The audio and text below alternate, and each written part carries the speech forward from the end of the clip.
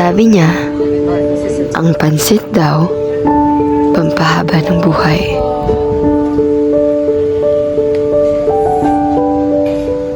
Kaya ba lagi itong nasa handaan?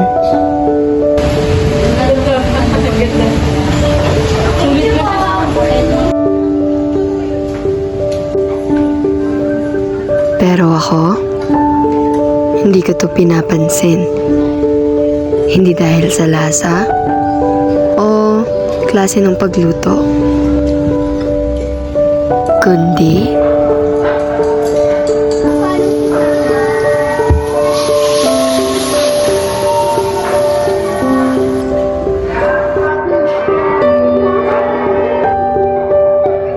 naaalala ko siya.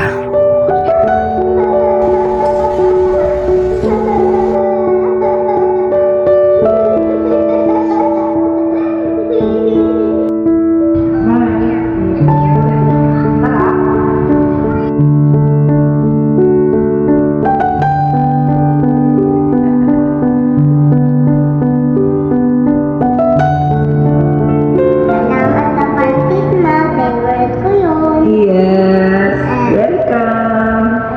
Pero, hindi pala dapat natin kalimutan yung mga bagay na dating nagpapasaya sa atin.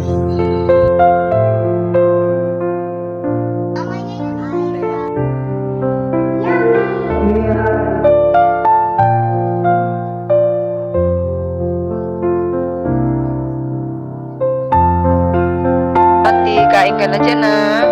Pag lumakas ako, magluto kita ng paborito mong pansit. Kumain ka lang.